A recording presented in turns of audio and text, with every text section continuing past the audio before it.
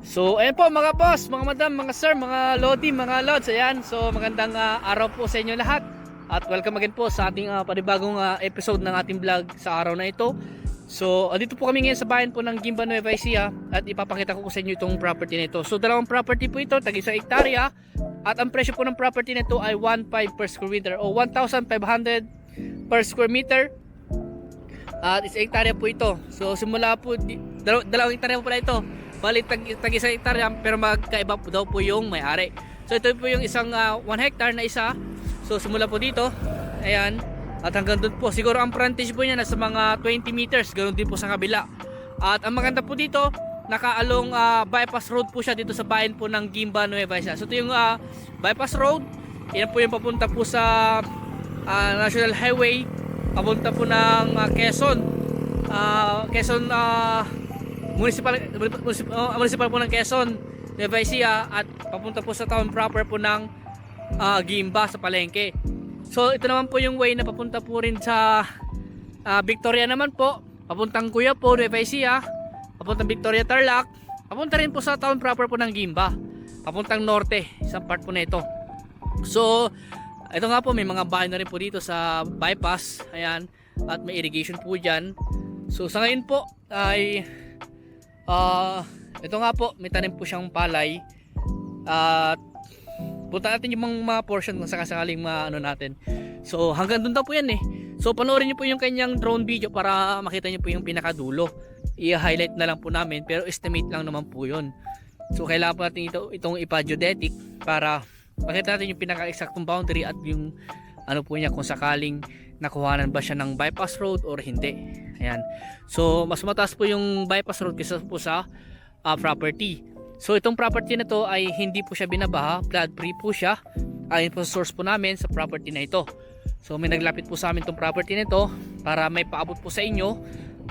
At ito nga pong property na ito ay maganda po siya for commercial, for residential. Pwede rin pong gawing ano po siya, subdivided lot.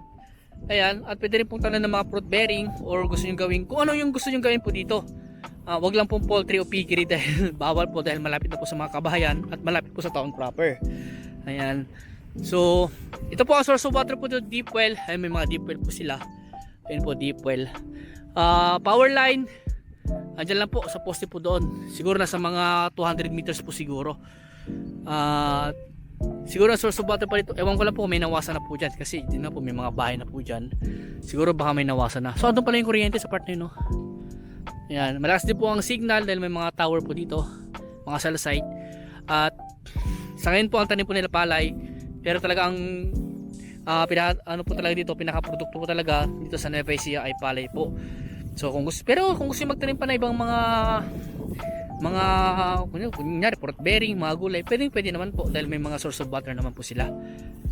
Yan, sa ngayon po ay ito, maganda yung mga palay nila. At dito sa bayan po ng Guimba, halos lahat po mga tinatanim po na dito mga hybrid. Yan, yung mga malakas pong umani. So itong isang hektarya po, ang estimate po namin inaani nito nasa mga, kung dito sa bayan ng Guimba, siguro nasa mga 100 to 150 kaban every cropping. So pwede kang mag-third cropping dito kasi malalakas naman po yung mga deep well po nila dito. At saka meron po irrigation sa part na yan. So pwede kang kumuha ng dyan, ng tubig. At ano pa, ayun po, sa business ha, pwede kang magtayo ng business dito. Pwede kang mag-gasoline station o mga hardware, mga grocery. Ayan, kung gusto mong yung mga welcome teapot, ang maganda po dito, bilhin mo silang dalawa para maluwang yung frontage mo. Tsaka sa parking po niya. Ayan. So hanggang doon po yan eh. Alam ko sa may akasya po doon, nagpas pa po niya. I-highlight na lang po namin sa drone para mapanood nyo po. At sa mga naghahanap po ng ganito na property, sa 1.5 po siguro na presyo. Sa mga nagtatanong po kung negotiable pa po yun, hindi ko po masasabi dahil yun po yung sinabi po sa aming presyo. At kung gusto yung tawaran po, kung gusto yung humingi ng discount, kausapin na lang po natin yung mga seller po nito. Magkaiba po kasi ang seller to po nito. So kausapin natin yung mga seller po. At kung gusto yung makakuha ng discount o mabawasan pa yung price, mas mainam po. Ayan. Kung mag-schedule po kayo ng viewing, Monday to Saturday po sana. Pero kung Sunday po yung available po ninyo, Pwede ko naman po i-recommend yung mga ibang kasama ko sa team na pwedeng sumama po sa inyo para may pakita po sa inyo itong property na ito. Ayan. So may mga ibang property pa po kami ipa-vlog sa araw na ito. At abang-abang lang po kayo sa mga subscriber po namin dyan, mga followers po namin dyan. Ayan. Sa lahat po sa suporta nyo. Sa mga bago pa lang sa aking YouTube channel, paki-subscribe po, paki-hit yung notification bell. At ganoon din po yung aming sa Facebook po. Paki-follow nyo po kami.